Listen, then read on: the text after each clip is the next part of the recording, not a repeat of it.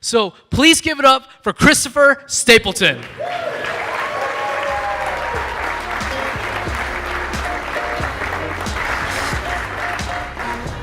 Hi, I'm Christopher Stapleton. I'm really excited to be here. I am really interested in hearing your feedback, your comments, and your insights on what I'm about to talk about. I'm just going to talk about a rabbit hole. There's many rabbit trails from this, but I really want to share with you my insights on thinking like a virtual native. I'm thinking there's a lot of digital natives in here, so not to classify you. This is not a generational thing. It's just the technology. And I want to talk to you about it. I'm a creative venture catalyst for Semiosis Real World Laboratories. That means that I work on problems before we even think that they're problems, like how to think like a virtual native. And I'm a co-founder of the Virtual World Society. I'm co-founder with Tom Furness, who's the grandfather of virtual reality. He's been studying VR for 50 years, which is pretty amazing. And so the first thing I'm going to talk about is why are virtual natives a thing? So let me ask you, how many of you, raise your hand, have never experienced virtual reality? Raise your hand. And there's virtual reality in the back room, and you still haven't done it. Well, before you leave, do it, okay? How many have you had your first virtual reality experience in the last 5 years? Raise your hand. Look at that. How many have had a virtual reality experience before 5 years ago? Okay? That's a thing. Virtuality is coming into our lives and has been here for 50 years. Where have you been? All right? Virtual reality is older than the iPhone, is older than the World Wide Web, is older than a PC, is older than disco music. Okay? I mean, that's come and gone, but virtuality is just getting here. And people are going to grow up with it, and that's going to be a thing. And there's 10 top paradigm shifts that you need to start thinking about because you've been in a bubble with being a digital native. You've been working with GUIs that say, keep it simple, stupid. Well, first of all, you're not stupid and the world's not simple. It's going to get more and more complex, but we can make it intuitive because we're human beings and we have an imagination. And so we're going to see how all that relates to branding towards the end. I'm going to wrap it up, but I'm just going to it's the tip of the iceberg that we're going to talk about. But first of all, what is a virtual native? So as we transform technology, technology transforms us. So after World War II, we had the auto native. Okay, we had superpowers, automated appliances, automobiles, atomic energy. This is like, now we grew up with the automobiles and automated appliances, but this generation made it a thing. With suburbs and malls and parking lots. Well, maybe. Well, it was a thing. And then we started shooting satellites and people up into space. And we had instantaneous communication globally. Marshall McLuhan talked about it as the global village. We were the global villagers. This is the satellite native. This is where technology defined us. Not defined us, but started to change us. And then we had the electronic native. We had all this cheap micro appliances, media-infused world. We had our own mixtape that we came around with our own bubble of music soundtrack and cell phones. That's where the bubble started, electronically. But it wasn't interactive or immersive. This digital native, these gamers and unicorns came around, completely changed the world where it was a consumer-driven market, not an industry-driven. This changed the whole dynamic. But we're still limiting. People are breaking in.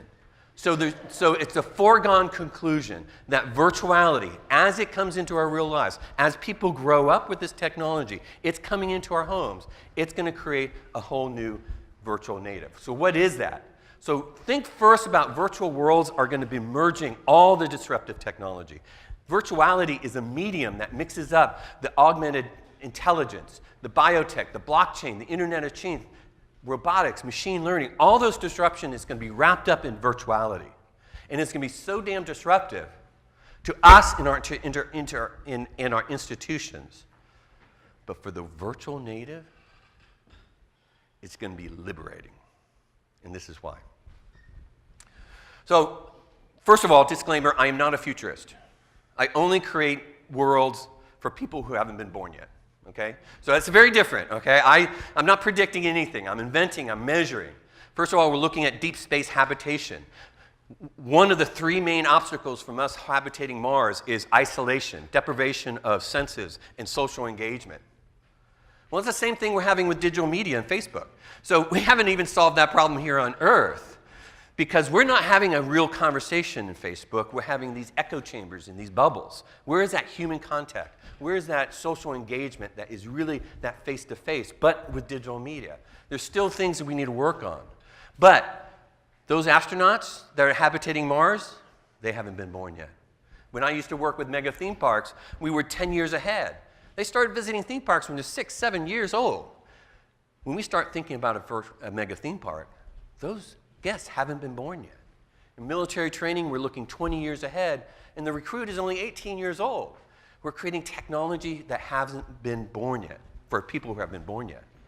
And what's important about that, it's not guessing, it's not figuring it out as we go. These are life and death consequences in deep space, in a battlefield, in urban schools. And these are all the areas that we looked at virtuality and how that changes our world and ourselves.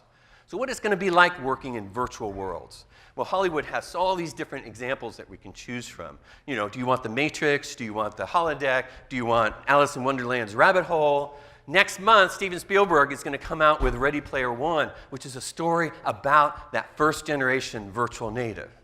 But the virtual native is not a generational thing. It's a wave. No, it's a tsunami of innovation. But the problem with all these stories is that science fiction asks the virtual native, is it going to be virtual or real? Is it going to be dystopia or utopia? Well, I don't think the virtual native thinks this way. And I'm second generation simulation expert. And simulation is what we used to call virtual reality before the term was coined. Okay, so that goes way back. My father was one of the first computer engineers working for IBM within NASA. He worked on the simulator for the first American manned space flight. And if you understand, if you've seen Apollo 13, you can see that simulator did more work than the actual capsule. It was used to train them. It was used as a collaboration tool. It was used as a prototyping tool to get the people from Apollo 13 safely back. It's an amazing tool. It did more than the capsule itself. And that's what simulation does. It's what we does. And I added 30 years of virtual reality research onto that. But I wasn't a technologist. I was a creative in tech. And so what that happens is that I've been looking at last 3 decades of looking at and bringing this virtuality and designing all these different environments. How does it affect training, education, entertainment, rehabilitation, design and manufacturing, and yes, even shopping and marketing. There's a big thing. I'll end on that. But all these real-world laboratories, which means I brought the laboratory in that real world. I need to have that conversation with the person who's using this. They tell me, I talk them. We evolve it in iteration, find out where that can happen. So this technology has been developing for 50 years. And you know, it's older than disco music. So, you know, it's not a thing that's come and gone. This is going to be able to be a mainstream when people grow up into it within their home. It's going to be extensions of ourselves and our worlds. And I think that from what I saw and what I experimented, what I get data on in creating, that the technology now has not met up with our human potential, our human performance. And once we start augmenting that with virtuality, we're going to be thinking differently, acting differently, but it's not going to be something like the digital native, because that you had to think differently with the GUI. That's not how we talk naturally. Language is not a natural thing for human beings. We have to invent it and learn it. What virtuality is going to be is going to connect us back to what we are more like as human beings, because we're going to be working in all senses, all dimensions, all directions, in all realities. These are the 10 paradigm shifts, and I'll be going over them with different areas. So, first paradigm shift is do not think about virtual reality as a destination. Virtual reality is a bridge between the compelling reality and the creative imagination, the infinite imagination. So think of it as a transition. We are melting it together. We have to look at reality, virtuality, and imaginality as one world.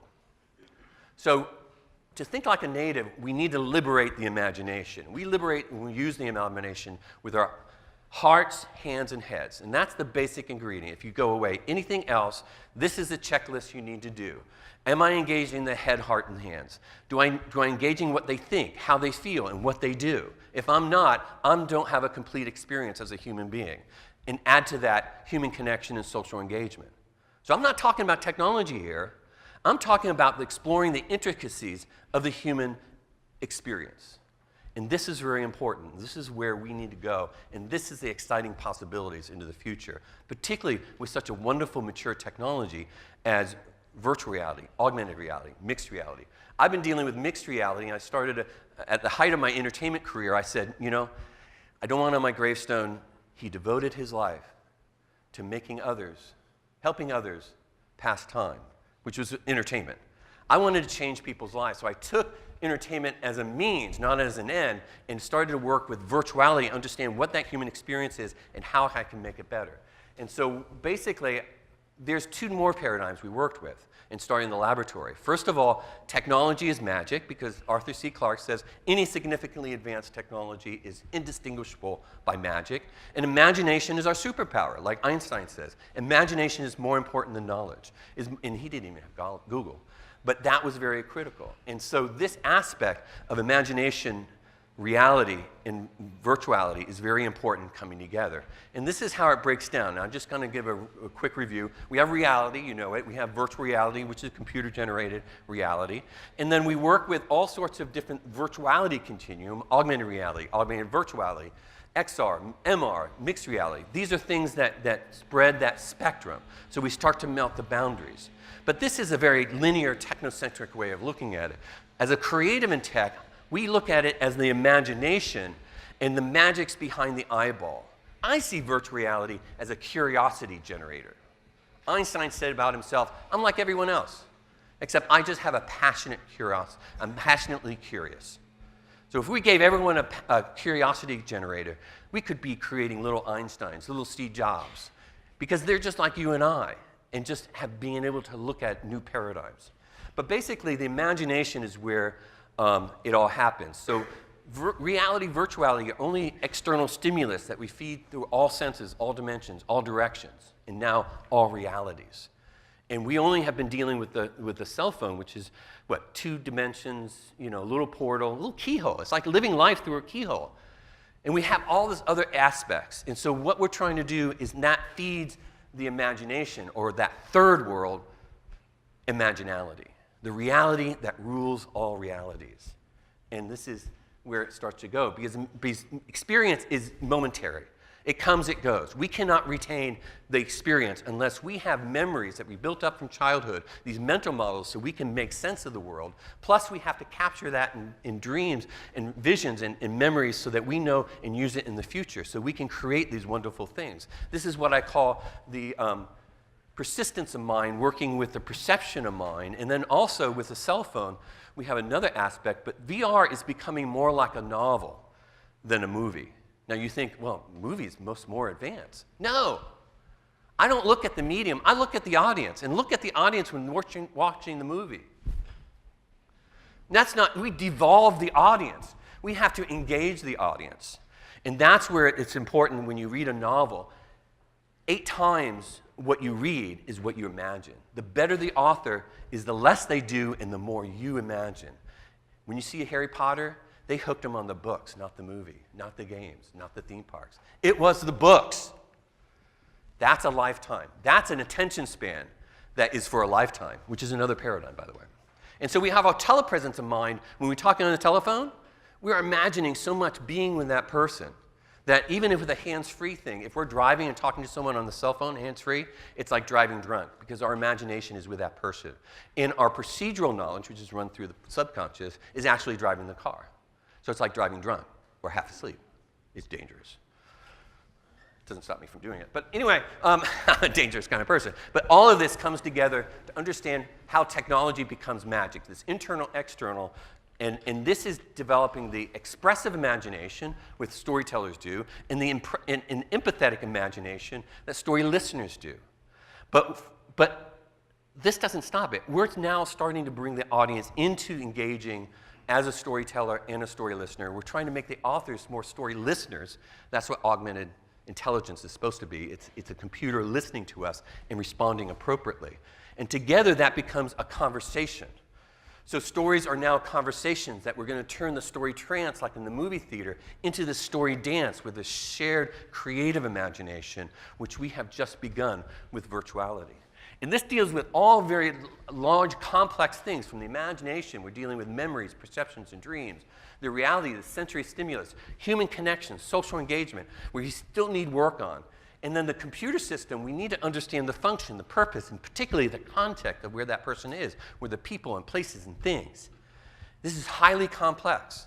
It's not simple, as I mentioned before. It's complex, but it's intuitive. And that's why we want to connect into what we are naturally as humans. And all of this comes into why we believe, what we perceive, and how we deceive. And yes, deception is a part of the magic's toolbox, right? You know, I use deception in the best possible way, for good, not for evil. And this becomes a really huge matrix, and not the matrix, the movie, but a heuristic that we have to start thinking about, both scientists and artists, technology, to really understand where that is. And this is a big paradigm shift, another one. We, up till now, have been increasing media to drive the experience. Now we're asking the audience to participate. The experience now is driving the media. The experience is going to drive the media. This is going to upset Hollywood, Madison Avenue, Silicon Valley like nobody's business. And what's interesting about virtuality, it is being innovative in every continent simultaneously right now. This is going to democratize this media so that there's going to be innovation centers in every metropolitan area because virtuality can influence every experience. So a place like this can be an innovation center. Lafayette can be another innovation center for something else. New Orleans can be another. Silicon. So we're not going to have one innovation center. By God, let's get with the program. We got to go farther because it's going to be a constant state of innovation that is going to be so disruptive to our institutions, but liberating for us. So let me just talk about some of the projects we're doing. Cognitive rehabilitation, where we're looking at human experience modeling. What we had to do with this guy without working memory, we had to teach him how to make breakfast. How can you teach someone that doesn't know how to retain more memory? Well, there's more than working memory. There's long-term memory, there's procedural memory that works through the subconscious. There's memory that's attached to every sense. Now, it's not about multitasking. It's about using every channel that we have, all senses, all dimensions, all directions. Those are all new pathways to the brain that we can not only engage and interact with, and so we're being able to kind of look at and communicate over these barriers to help them go home sooner. We're looking at, this is an aspect of a museum. We were looking at cultural centers and being able to see, this is the Holocaust Center. So one of the things about the Holocaust Center, it's not one story, like a branding. It's not about telling a story with an ending, because this is an open wound, the subject. These are lessons learned, and so what they came to us to say is saying, we were working on a ghost story with spatial augmented reality. They said, we need this to tell a story. We need to tell a story that starts a conversation, because that's the only thing that's going to go with them outside that museum, and they're going to involve and input into their own life and reflect about their own life. The transfer back home is through that conversation. So museums are about a collection of conversations, not about things, not about technology, and that's our human experience. That's our memories. We're working with aphasia. Aphasia, who knows what aphasia is? Okay, let me tell you. Yeah, thanks, Eric. You can get aphasia at any age, any place, any time. You want to know what it is? A loss of language due to a stroke or head trauma. Gabby Gifford was shot, head trauma, couldn't talk. Can you imagine life without language? You become a prisoner of your mind. Some people I showed it and talked to about it and said, I don't know how I could live with it. Some people would say I would commit suicide. I wouldn't know.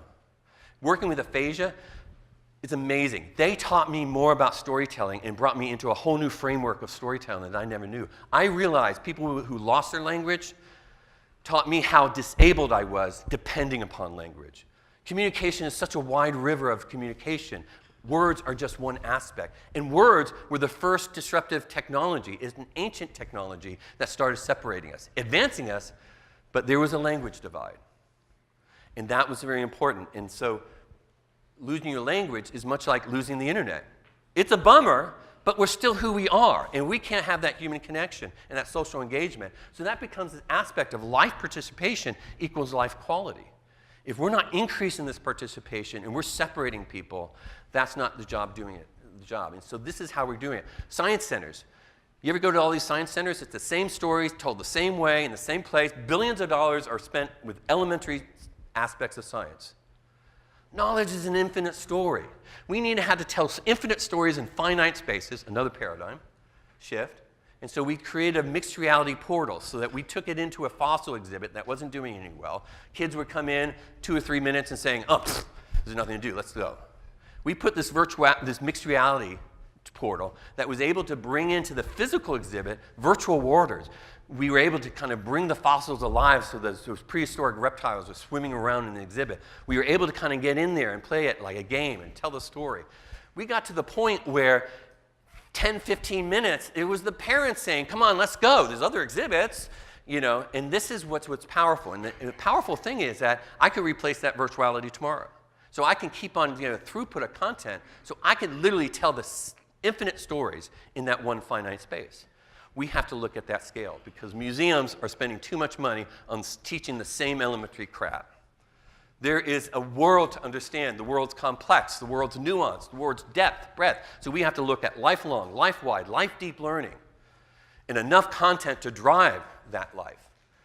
And then we're looking at life participation equals life quality. We're working with aphasia, got us into deep space exploration and habitation. Do you realize isolation is one of the 3 major things that prevent us from habitating Mars? Sensory deprivation and social deprivation undermines all human performance. And it costs so much money to get out there. We're risking time, money, and lives. And we haven't even solved the issue of isolation here on Earth. CDC sees isolation as an epidemic. Even though we're more connected as a human than ever before, we have an epidemic of isolation. There's something we're not doing with digital media. And so I'm looking forward to this digital native that can help us get all these populations that have been isolated, the handicapped, the hospitalized, the senior citizens, the deployed, the imprisoned, all these people, astronauts in deep space. We need to figure out how to make that human connection and social engagement, which is really exercising the imagination, because that's where that connection happens. All realities are run by the imagination. So thinking like a virtual native, it's who we are. We're symbiosis. We're transforming lives by melting the boundaries between real, virtual, imagined to help advance human performance. And I co-founded the Virtual World Society about unlocking minds and leaking hearts to make a better society, looking beyond the technology to understand the people and the ideas. So more paradigm shifts is that we're working with a whole new peer-to-peer group to start really kind of working to prepare these different environments and content for that virtual native in mind.